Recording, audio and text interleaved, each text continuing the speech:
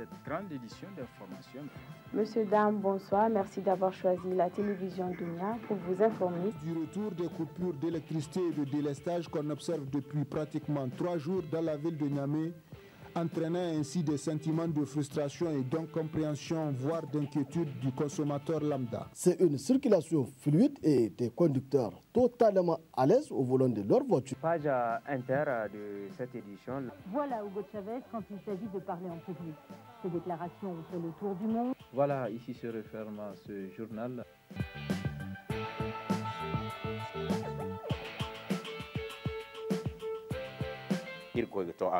wayne da manti kala harino kan da bore na bongo sibanda ha masu kallon da sauraron mu barkanmu da yau.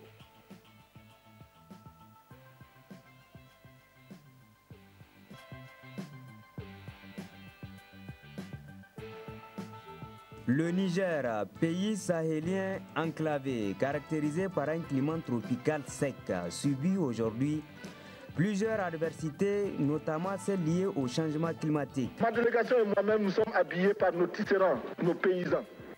Il n'y a pas un seul fil qui vienne de l'Europe ou de l'Amérique. Je ne fais pas un défilé de mode, mais je voudrais simplement dire que nous devons accepter de vivre africain. C'est la seule façon de vivre libre et de vivre digne. On n'a pas pu avoir un attaquant qui peut nous marquer. Et ça, c'est vraiment le sempiternel problème de l'équipe A et de l'équipe A'. Le Nigérien connaîtra cette glorieuse, c'est-à-dire ses plus belles années de performance et de résultats probants.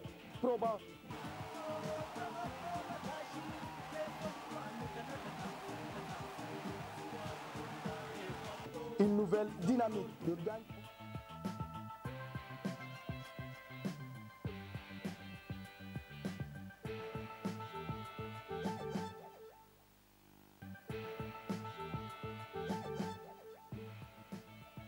Cette grande édition d'information. Monsieur, dame, bonsoir. Merci d'avoir choisi la télévision Dunia pour vous informer.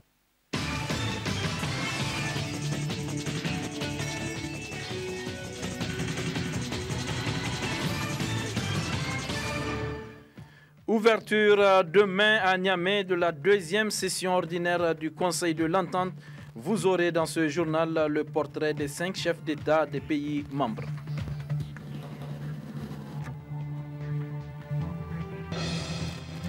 Journée porte ouverte ce matin à la mission résidente de la Banque mondiale au Niger.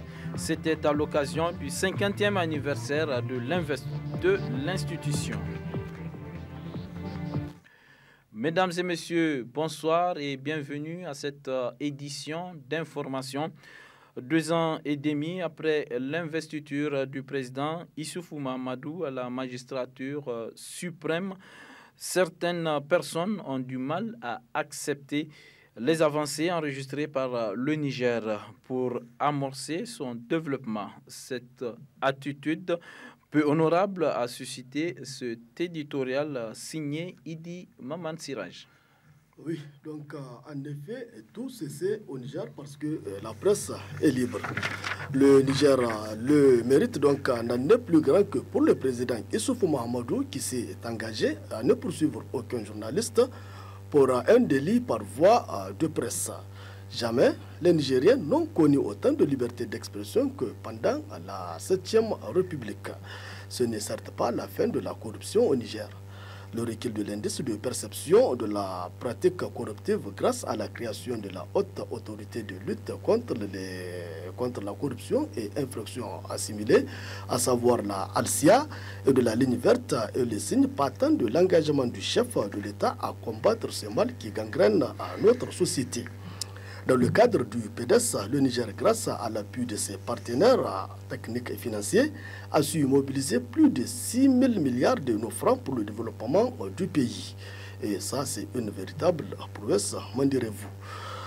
La sécurité au Niger est relativement bonne pour un pays dont presque tous les voisins ne connaissent pas la tranquillité. Grâce à ses vaillantes forces de défense et de sécurité, le Niger assure la quiétude de ses citoyens.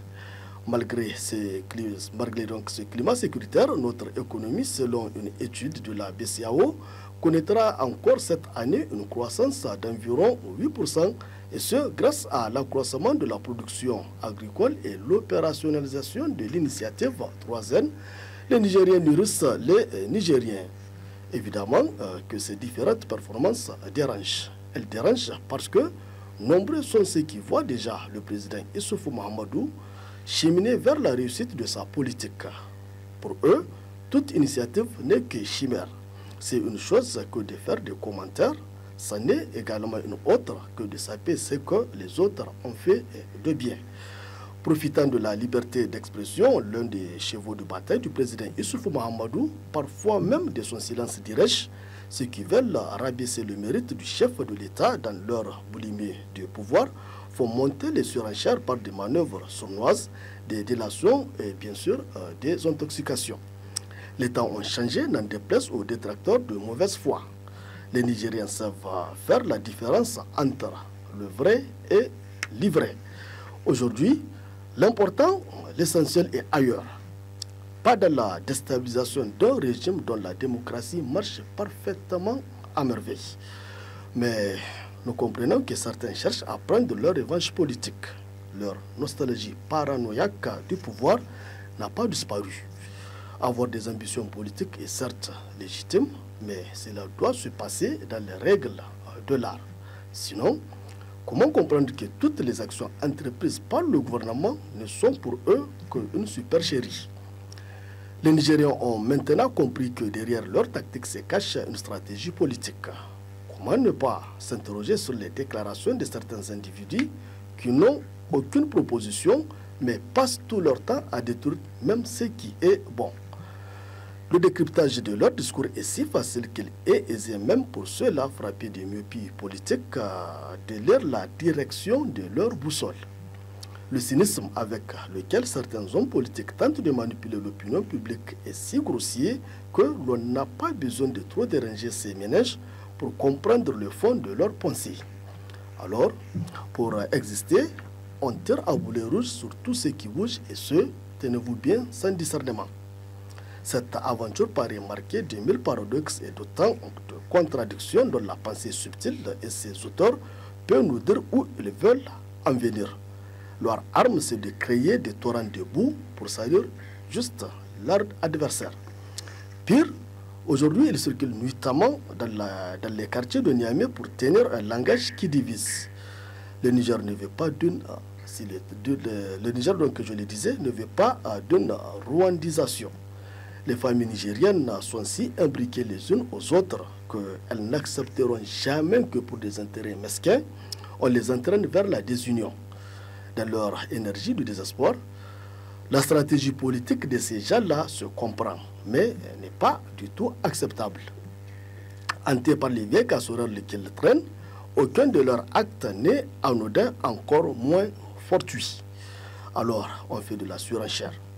Ils n'ont pas le sommet tranquille, mais il est peu probable que le peuple qui sait où se trouvent ses intérêts se montre disposé à accepter la division. Fait curieux, donc, les détracteurs du Niger choisissent un moment où les signes d'un développement économique et social s'amorcent. Un moment où le Niger s'est engagé dans un conflit pour sauver un pays ami et assurer sa propre sécurité pour distraire les citoyens. Alors qu'ils sachent que personne ne nourrit beaucoup d'illusions qu'ils sachent que personne ne nourrit beaucoup d'illusions sur leurs intentions et qu'ils méritent la palme de l'inconscience. Alors, halte à la duplicité. Merci, Monsieur Siraj. Je rappelle que vous êtes le rédacteur en chef de la radio Dunia. Je le disais tantôt dans les titres, demain s'ouvrira la deuxième session du sommet du Conseil de l'entente à Niamey. Le Conseil a besoin d'être redynamisé au cours donc de ce sommet. Les différents chefs d'État des pays membres prendront des décisions afin de donner une nouvelle orientation au Conseil. D'autres précisions avec Sanoussi Tambari Jakou, homme politique et économiste du Niger. Le Conseil de l'entente ne doit pas accepter la duplication de certaines de ses missions ou de certains de ses services avec des organisations d'intégration économique comme l'UEMOA et la CEDEAO. il ne tiendra pas le coup. Ça, c'est un. Le Conseil de l'entente, par contre, il peut développer la solidarité, même si c'est difficile, même si c'est amer. C'est vrai qu'il y a beaucoup de fonds de garantie. Et le fonds de garantie, il y a le FAGAS, il y a le fonds de solidarité ici, il y a bien d'autres fonds de solidarité et de garantie, il y a bien d'autres mécanismes de garantie. Mais malgré tout, le Conseil de l'entente, même avec l'existence de l'UEMOA et de la BCAO, le Conseil de l'entente doit jouer là-dessus, sur le maintien ou la retrouvaille du fonds de solidarité et de garantie. Le fonds de solidarité et de garantie. Ça, c'est un. De deux, et le Conseil de l'entente doit beaucoup travailler dans le domaine de la liberté de circulation des marchandises, des capitaux et des hommes. Et ce principe existe au niveau de toutes les organisations, que ce soit la CEDEAO, que ce soit la CEDEAO ou que ce soit même les ACP, etc. Il y a partout la liberté de circulation des personnes, des biens et des capitaux qui est prônée. Mais elle n'est pas toujours effective, cette liberté de circulation des capitaux. Le Conseil de l'entente doit la rendre effective et il doit rendre les rapports attractifs. Nous avons beaucoup de nos compatriotes qui vont en Côte d'Ivoire, d'autres qui vont au Togo, d'autres au Bénin et même au Ghana. Mais rien que ça, par rapport à cette histoire de circulation des hommes, le Conseil de l'entente doit se faire le champion de cette cause-là et faire plus que les autres, c'est-à-dire faire plus que l'UEMOA, faire plus que la CEDEAO. Et en ce moment-là, il sera beaucoup plus visible, il sera beaucoup plus attractif et on dira que oui, ça c'est le Conseil de l'entente qui l'a fait. Ensuite, le Conseil de l'entente avait commencé à s'engager dans certaines opérations qu'il avait abandonnées. Ces opérations-là, c'est l'harmonisation. L'harmonisation de la fonction publique. Bon, peut-être qu'au niveau de l'UEMOA, ça va se faire, mais on ne sait pas. L'harmonisation des fonctions publiques et du Code de travail au niveau de la CEDEAO, quand est-ce que ça va se faire? L'harmonisation de toutes les législations, même en matière judiciaire, est-ce que quand est-ce que ça va se faire? Nous avons les possibilités ici. Et le terrain est beaucoup plus fertile pour le faire qu'au niveau de la CEDEAO, par exemple. Le Conseil de l'entente peut accentuer ça.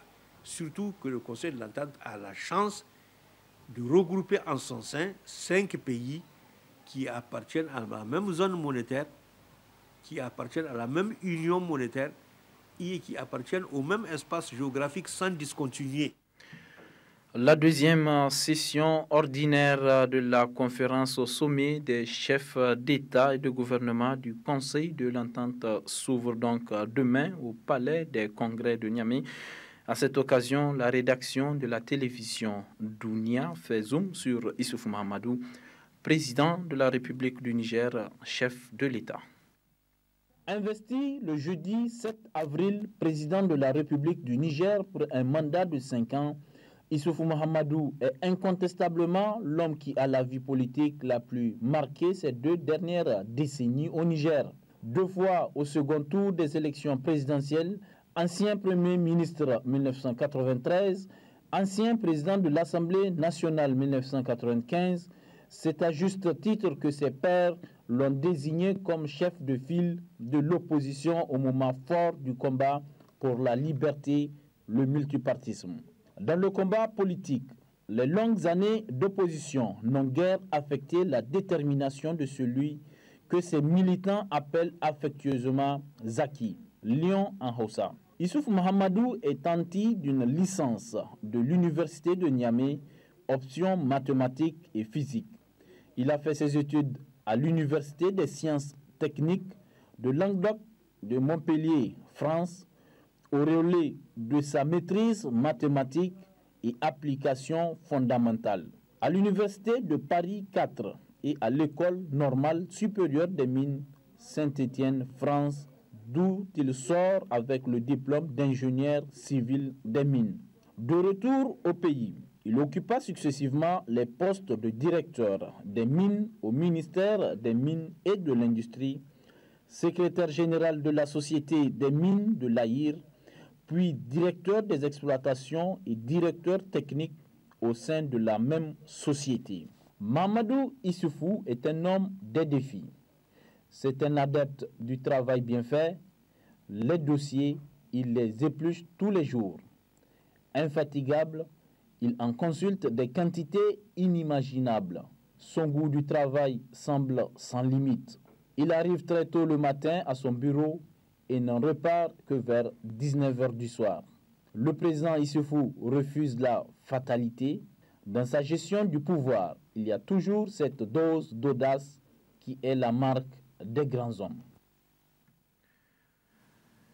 Le président de la République du Bénin sera également présent à cette rencontre. Son portrait avec Isidore Banaba.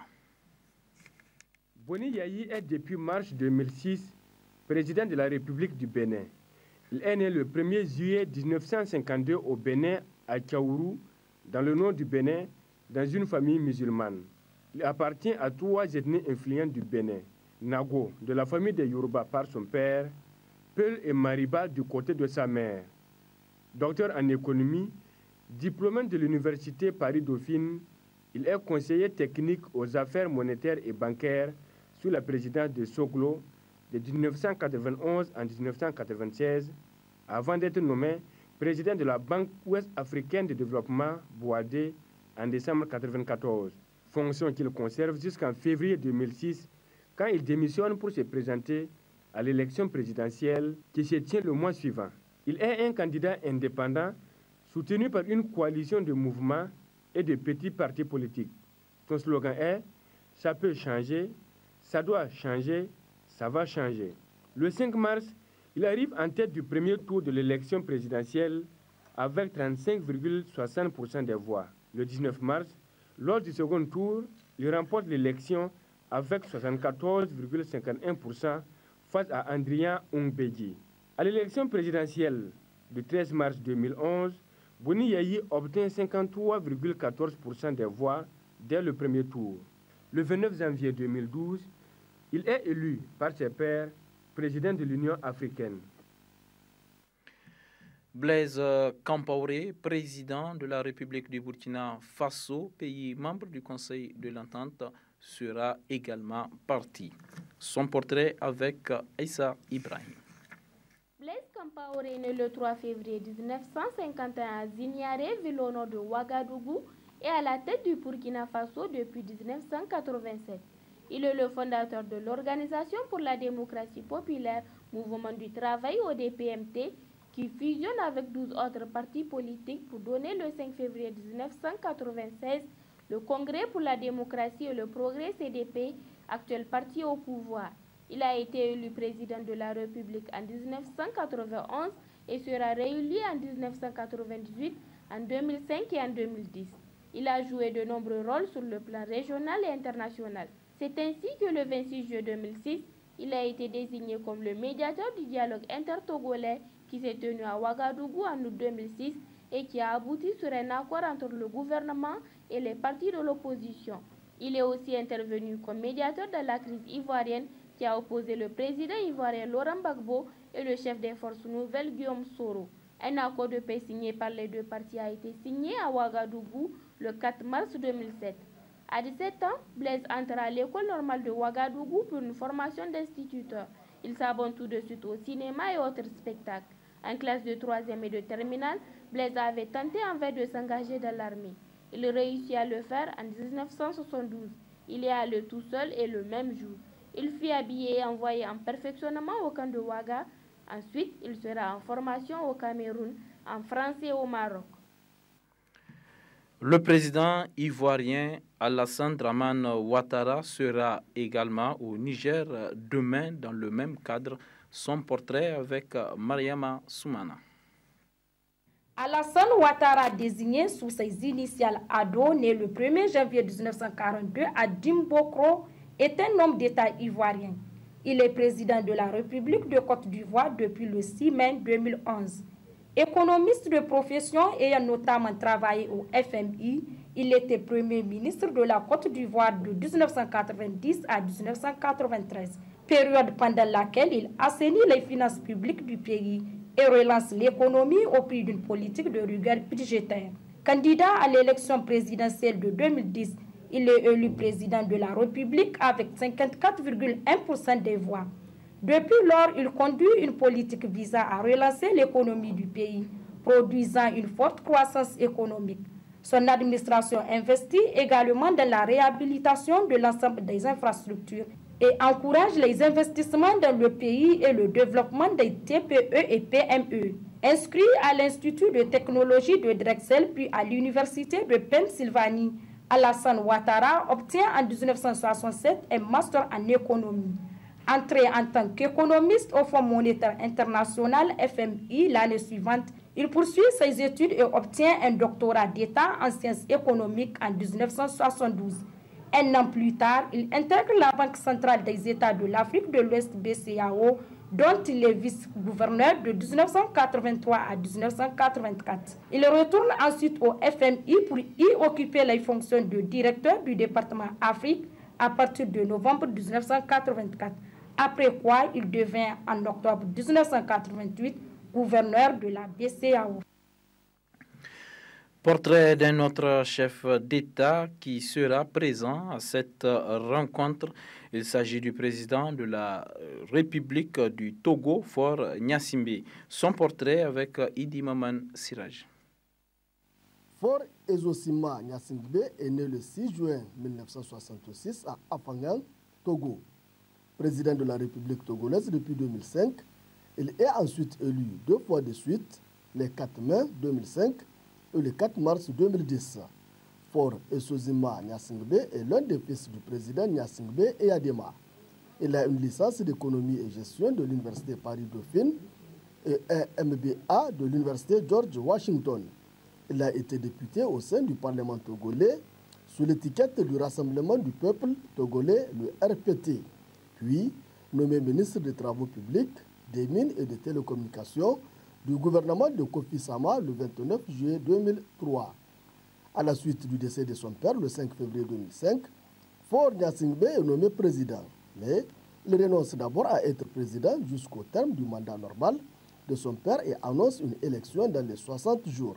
Puis, il renonce à la modification de la Constitution votée en toute hâte au lendemain de la mort de son père pour évincer le président intérimaire Fambare Ouattara Nachaba, président de l'Assemblée nationale longtemps bloqué par l'armée togolaise à la frontière béninoise.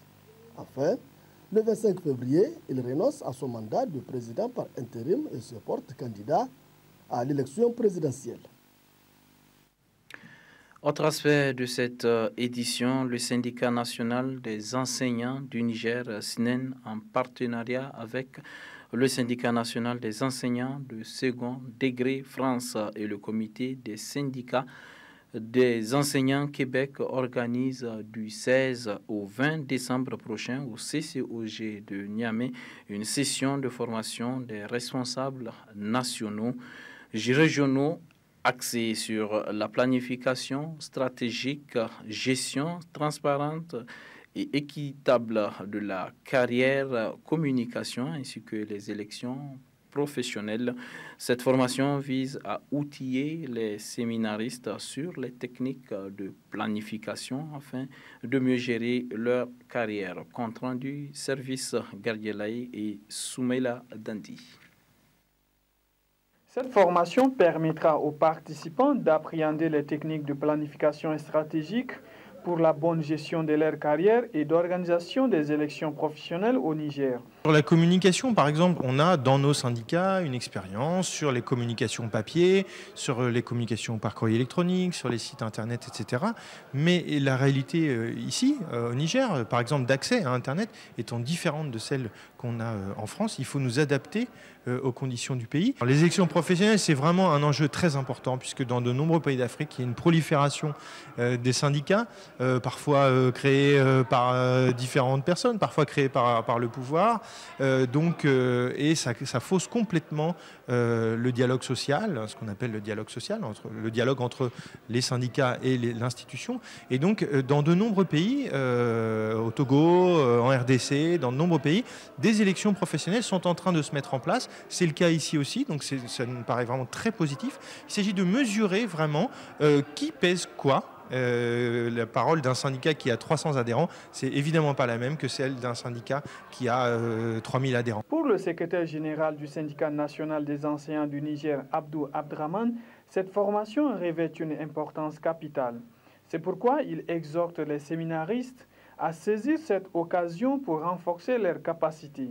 Procédant à l'ouverture des travaux de ces séminaires, la ministre des Enseignements secondaires a indiqué que cette formation tombe à point nommé, car elle va permettre au syndicat national des enseignants du Niger de bien poursuivre ses objectifs.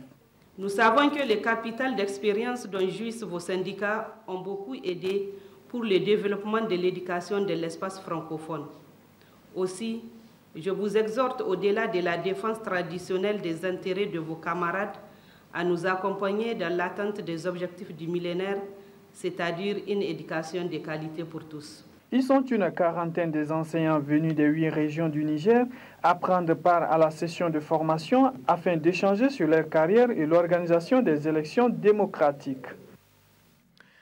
À l'occasion du 50e anniversaire de la Banque mondiale, la mission résidente de la Banque mondiale au Niger a initié ce matin une journée porte ouverte à son siège. Au cours de cette journée, un accord de financement du projet de gestion des catastrophes en milieu urbain a été signé. Détail Saini Mekido Jibril et Issa Hassan. C'est à l'occasion du 50e anniversaire de la Banque mondiale, fêté ce 16 décembre 2013, que la mission résidente de la Banque mondiale au Niger a initié cette journée porte ouverte dans l'optique de faire connaître au grand public leurs activités et celles de leurs partenaires. Au cours de cette journée, un accord de financement d'un projet de gestion des catastrophes en milieu urbain a été signé entre le ministère de l'État, ministère du Plan et le directeur des opérations de la Banque mondiale. Après la signature de l'accord de financement, le directeur des opérations de la Banque mondiale a relevé quelques appuis apportés par son institution à la population nigérienne durant un demi-siècle. De tout temps, nous avons essayé de répondre aux besoins du Niger. D'ailleurs, l'accord de financement que nous venons de signer est révélateur à cet égard. En regardant un pays dont l'écosystème est si contraignant que celui du Niger, lorsqu'il pleut beaucoup, on a des inondations. Lorsqu'il ne pleut pas, on fait face à des problèmes d'insécurité alimentaire.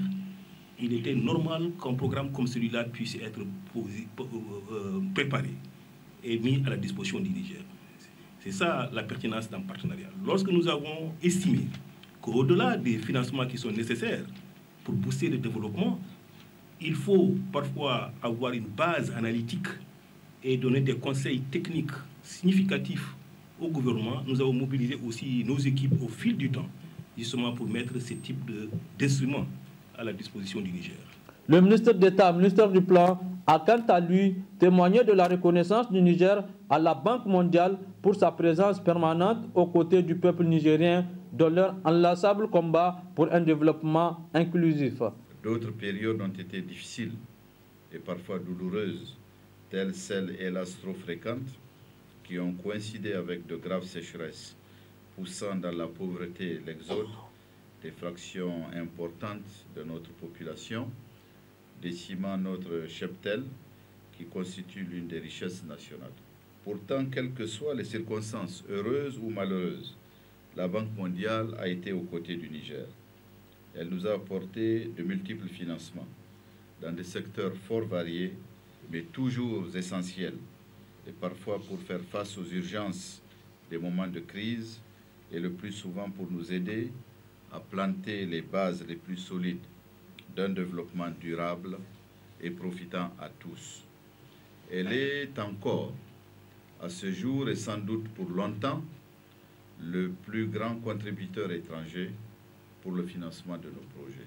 Cette journée porte ouverte a permis aux visiteurs de découvrir quelques actions menées par la Banque mondiale à travers les standards d'exposition. Le théologue congolais Abdelmajid Kassogbia est au Niger. Il était cet après-midi même dans les locaux de la radio et télévision Dunia. Objectif, encourager le groupe Dunia dans la promotion de la culture de la paix à travers l'islam. Les musulmans doivent faire très attention parce que nous sommes d'ailleurs, du moins pour ceux dont les paupières de discernement ne dorment pas, le monde musulman serait aujourd'hui en train de traverser l'une des périodes les plus dangereuses de son histoire. Et c'est l'objet même de la prophétie qui a été faite par le prophète Mohammed, la paix de Dieu soit sur lui. Et nous vivons dans un monde très compliqué où il y a des gens qui peuvent venir au nom de l'islam, n'est-ce pas, alors qu'en réalité, ils n'ont rien à voir avec l'islam. N'est-ce pas, ils sont peut-être créés quelque part par un groupe de gens qui sont de par leur nature islamophobes et qui voudraient peut-être créer des désordres dans certains pays musulmans, et lesquels désordres leur permettront, n'est-ce pas, de s'accaparer des matières premières, d'occuper les régions de certains pays musulmans, ainsi de suite.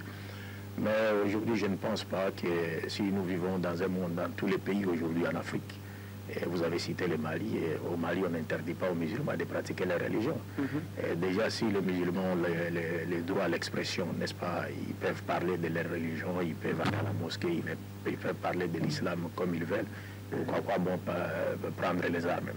Vous comprenez, donc ça ne s'explique pas, et surtout lorsqu'on prend les armes pour imposer aux gens la loi de Dieu, la charia. Et cela, c'est un comportement qui est en contradiction flagrante avec l'esprit téléologique des enseignements du Saint-Coran, de la Sunna du prophète Mohammed sallallahu alayhi wa sallam. Parce que la charia, on ne l'impose pas, n'est-ce pas? Et vous vous rappellerez à l'époque de Abu Bakr radiallahu anhu, la paix de Dieu, que Dieu soit satisfait de lui. Et quand il est devenu calife, il a nommé Omar comme étant son ministre de la Justice. Et Omar a passé presque une année comme ça, il n'a vu personne, il n'a vu aucun musulman venir porter plainte contre un autre musulman. Finalement, il s'est décidé d'aller présenter sa démission auprès d'Abou Bakr. Et Abou Bakr lui a dit, mais qu'est-ce que le mouche t'a piqué, Omar? Pourquoi cette démission? Il dit, mais non, ils ne viennent pas, ils ne s'accusent pas, ils ne portent pas plainte contre les uns contre les autres. Et Bakar a demandé à connaître la raison de cela. Il a dit, mais non, mais tout le monde, tous ont connu leur religion, tous connaissent leurs droits et devoirs, et finalement ils les respectent. C'est pourquoi il n'y a pas de problème entre eux. C'est pour vous dire qu'on ne peut pas, en islam, on n'impose pas la charia, on ne peut pas imposer la charia à l'islam. La charia doit s'imposer d'elle-même dans la société à travers un processus, n'est-ce pas, de formation et d'éducation. Une fois que les musulmans auraient été bien formés, islamiquement bien formés, ils peuvent se prononcer pour l'application de la charia dans une société. Donc la charia est là pour le bien-être de l'humanité, mais même si cette loi nous provient tout droit du maître de l'univers, mais cependant le maître de l'univers nous interdit, n'est-ce pas, de l'imposer aux autres, parce qu'en imposer quelque chose, même si elle est bénéfique pour l'humanité. Mais vous cherchez à l'imposer aux gens qui n'ont même pas appris à connaître le bien fondé, n'est-ce pas, de cette loi divine, n'est-ce pas? Qu'est-ce qui s'en suivra? Donc il y aura une barrière qui sera créée, n'est-ce pas, entre la loi de Dieu, qui est bénéfique pour l'humanité, et aussi c'est à qui vous vouliez l'imposer par la force, quoi. Et finalement, il y aura une compréhension. Et pour l'islam, au risque même que l'islam, comme cela est le cas aujourd'hui, l'islam est accusé de n'importe quoi et on raconte n'importe quoi sur l'islam. Tout cela est dû au comportement un peu déviant, n'est-ce pas, de certains musulmans, quoi. Sur un tout autre plan, la foire de l'intégration africaine se poursuit au palais du 29 juillet de Niamey. Aujourd'hui, nous nous sommes intéressés aux exposants béninois. Reportage signé Mariam Assoumana et Issa Hassan. À l'image des autres pays de l'espace UEMOA, le Bénin marque sa présence à cette foire avec divers produits, dont entre autres les produits agroalimentaires locaux. Il s'agit des couscous de manioc, communément appelés attiéké, des couscous de maïs, d'igname, l'huile de courge pour la cuisine et les cheveux, et surtout les produits à base de soja pour toute la famille. Elle fait la transformation des produits locaux, ça veut dire que des céréales, le soja et les autres céréales. Avec ça, elle a fait la bouillie pépite d'or. On appelle ça pépite d'or, c'est de plusieurs variétés. pépites d'or à l'ananas, pépites d'or au chocolat, pépites d'or au riz au miel, pépites d'or à la vanille. Un pépite d'or, c'est une farine compétente, riche en calcium, en fer, en vitamines, qui donne vite la croissance à l'enfant. Ça donne de l'électricité dans le cerveau. Le Bénin, c'est également les bopantou cousu très apprécié par les femmes. C'est aussi la médecine traditionnelle dans toute sa diversité. La médecine traditionnelle africaine occupe une place importante dans la vie de chaque Africain. Ainsi, et nous, les praticiens, nous ne nous fatiguerons pas de poursuivre notre recherche pour que ça soit une aide humanitaire. J'ai amené les produits contre la faiblesse sexuelle, éjaculation précoce, oligospermie, et les règles douloureuses chez les femmes, et aussi l'hémorroïde interne, l'hémorroïde externe, et la constipation, ulcère, iter, et puis les infections urinaires, infections vaginales, infections sur la peau. Le chef de la délégation béninoise se réjouit de cette foire et qualifie les exposants béninois d'experts. Cette foire a atteint largement ses objectifs. Parce que ce que nous visons, c'est le renforcement de la coopération intra-État, c'est-à-dire entre les États membres de l'UEMOA, le renforcement de leur partenariat pour booster le développement au sein de l'Union. D'abord, c'est des gens qui sont assez outillés parce qu'ils reçoivent assez de formation à l'interne. Et c'est les meilleurs qui sont envoyés représenter le Bénin sur cette foire-là. Et les produits qu'ils nous présentent, c'est des produits testés par l'ADANA, c'est-à-dire le centre qui s'occupe de la qualité, qui atteste de la qualité des aliments. Avec son port de renommée internationale, le pays du roi Guézo n'a rien laissé en marge pour cette deuxième édition du Foire de l'intégration africaine. Faites un tour et vous ne serez pas dessus. Politique dans cette édition, session extraordinaire du Parti nigérien pour la démocratie et le socialisme PNDS Tareya le dimanche dernier à Dosso sous la présidence de Fuma Koigado, coordinateur du bureau exécutif fédéral de la région de Dosso. Cette session entre dans le cadre des préparatifs des prochains congrès de la dite fédération. Compte rendu Seyni Yaye et Idrissa Maman.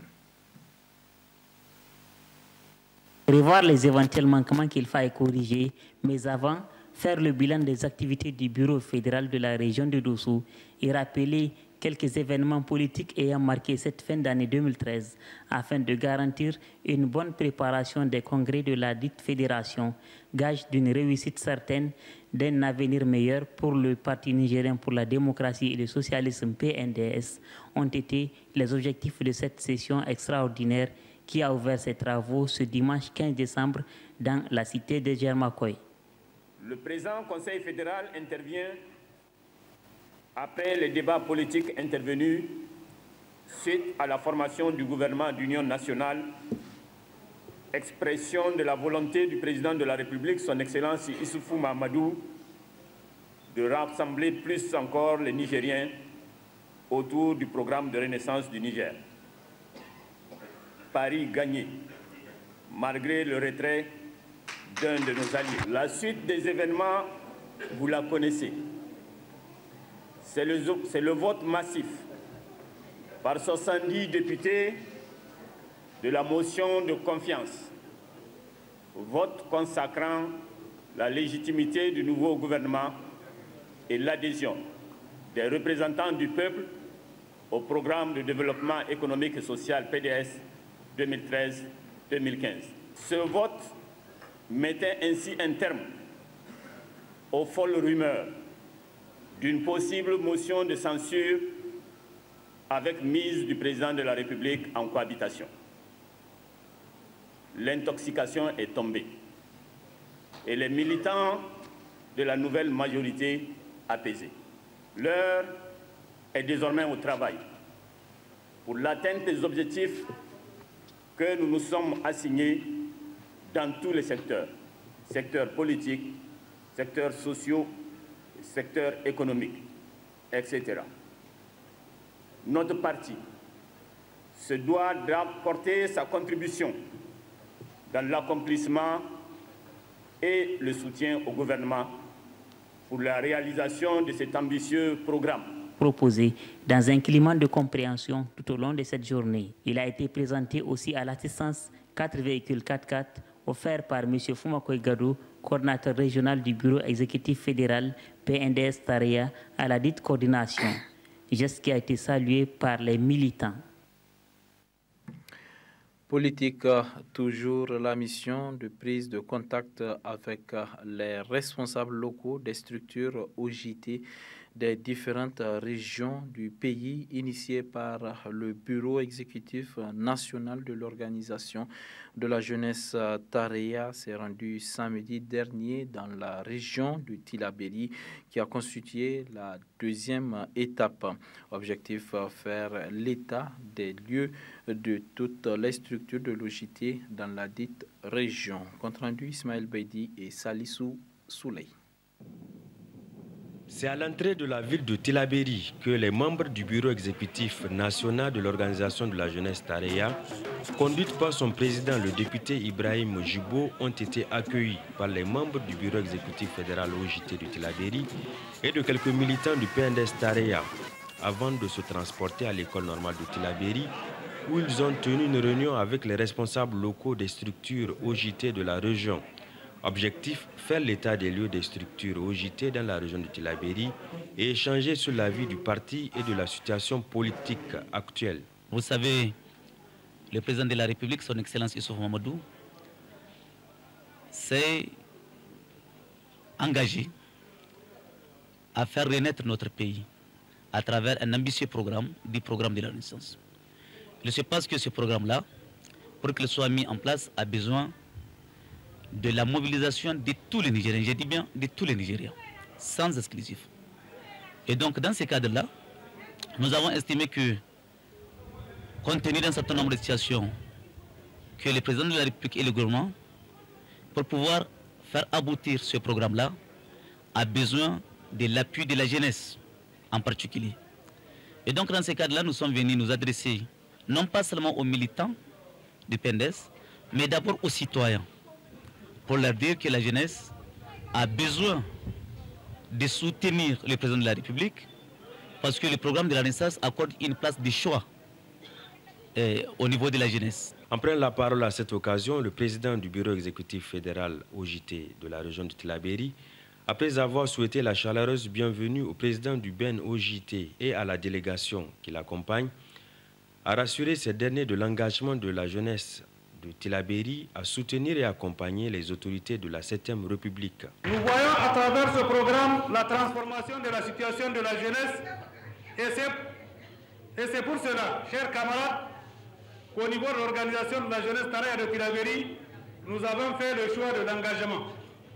Par ce choix, nous comptons mettre en mouvement tous les militants de notre structure pour qu'ils puissent prendre part au débat politique afin de pouvoir convaincre ceux qui hésitent encore et qui sont éloignés de la politique. Et nous avons fait le choix de nous mobiliser pour soutenir et accompagner les autorités de la 7e République. Au niveau de l'organisation de la jeunesse Tareya de Tillabéri, nous le ferons avec détermination et militantisme.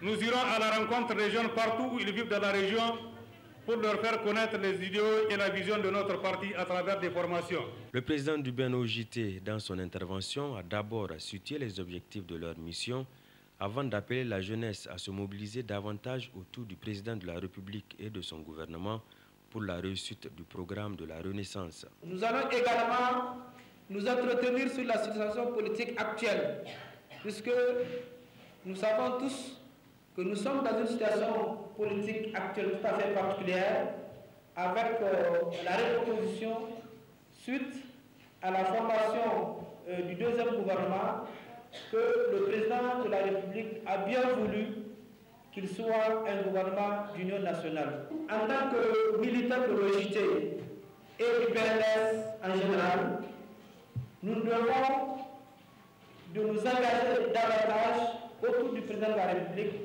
pour que le bonheur du peuple nigérien soit assuré à travers l'exécution du programme de la recherche. C'est sur note de satisfaction que s'est achevée cette mission de prise de contact du Bureau exécutif national de l'Organisation de la jeunesse Tareya dans la région de Tillabéri. Notons enfin que le président du BNOJT et la délégation qui l'accompagne ont mis à profit cette mission pour rendre une visite de courtoisie au chef de canton de Sakwara. Inauguration du siège de l'association Liaison Solidarité ASL Gakzinei. C'était le samedi dernier à Dosso en présence du sultan Meidanda Seydou Jarmakoy. Compte rendu Saini Yaye et Idrissa Maman. Quoi de plus normal que les enfants d'un même terroir se retrouvent autour d'un même idéal que celui du développement de celui-ci, emboîtant ainsi le pas à cet ambitieux programme qu'est Dosso Niala. En effet, l'idée y était depuis les années 1996. Il a fallu seulement cette année pour qu'avec le dévouement de cette génération dossolaise composée de chefs d'entreprise ou fonctionnaires d'État, l'association Liaison Solidarité ASL Gakzinei voit le jour. En effet, dès son élection à la tête de notre association, M. Bana a pris l'engagement de doter les bureaux nationaux et régionaux d'un siège respectivement à Niamey et à Dosso. La présente cérémonie procède de la réalisation de cette promesse, car après Niamey, le 11 mai 2013, pour l'inauguration du siège national, l'honneur revient aujourd'hui à Dosso de présenter notre siège régional. ALS Gakzinei, faut-il le rappeler, poursuit les objectifs de lutte contre la pauvreté à travers l'amélioration des conditions de vie des populations en renforçant la cohésion et l'affermissement des liens d'amitié et de solidarité entre ses membres et avec les populations. Pour ce faire, plusieurs actions ont été menées par les bureaux sortants en direction des populations de la région. Nous pouvons citer les projets Ramadan 2009, AID 2010, AID Cadeau 2011, etc. Avec la disposition de ce nouveau siège, nous disposons désormais d'un agréable cadre de travail pour fédérer nos efforts en vue de développer les initiatives pour contribuer de manière significative à la satisfaction des besoins essentiels des couches vulnérables des populations de la région de Dosso. Dépassement de soi dans le seul but qui vaille pour que le développement de la région, au-delà des affinités politiques, des affinités religieuses, des affinités territoriales ou professionnelles, bien que ces considérations sont aussi des qualités, des opportunités à conjuguer avec celles des autres acteurs pour le même but. Le nouveau siège qui sera incessamment inauguré aura besoin d'être équipé. Et c'est le lieu pour nous de lancer à l'endroit des bonnes volontés toutes leurs contributions pour le rendre fonctionnel. Cadre de concertation et d'action pour le développement de Dosso et au-delà du Niger entier, Gakzinei se veut une association apolitique et non confessionnelle, recevant ainsi tout Nigérien habitant à Dosso par l'adhésion d'achat d'une carte de membre vendue à 1000 francs CFA. Après donc la cérémonie d'inauguration, une visite du tout nouveau siège équipé entièrement offert par M. Bourema Bana, directeur général du groupe Capital Finance, a sanctionné les activités. Pour finir, du basketball avec la deuxième édition du Showtime qui s'est tenue samedi dernier sur le terrain de basket de la Libarène. Cette deuxième édition a été mise à profit par le comité d'organisation pour décerner des témoignages de satisfaction à certaines personnes intervenant dans le domaine du basketball. Isdor Banaba et Sambo Samou. Faire la promotion du basketball nigérien, mais surtout détecter les meilleurs basketteurs, ce sont là les objectifs visés à travers l'organisation de la deuxième édition de Showtime, qui a vu la participation de plusieurs clubs de basketball nigériens. Cette année, nous organisons là tout de suite notre deuxième une sélection des meilleurs joueurs de l'année contre l'équipe Showtime elle-même. Donc c'est un événement qui a commencé à partir de l'année passée grâce a beaucoup de soutien de beaucoup de partenaires. Au Niger, le basketball n'est pas très bien apprécié. On est tous conscients que le talent est là, mais il se trouve qu'il n'y a pas assez de compétition. Faire preuve de ces talents qui existent et de les promouvoir, aussi bien ici au Niger qu'à l'étranger. Les candidats présents sont soumis à plusieurs tests, comme tirer les 15 ballons en 45 secondes.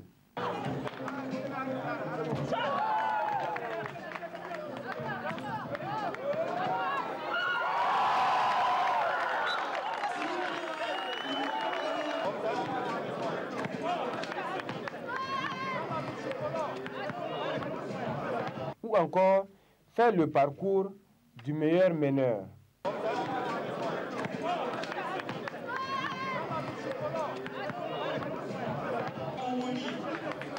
Le prochain, il vient de Hazard.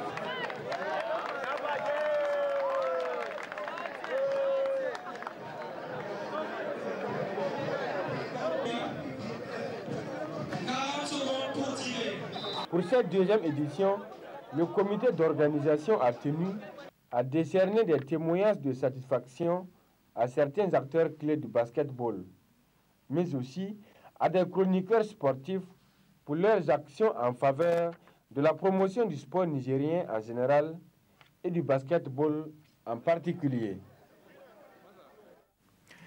Point final de ce journal. Merci de l'avoir suivi. Passez d'excellents moments en compagnie des programmes de la télévision Dunia. Au revoir.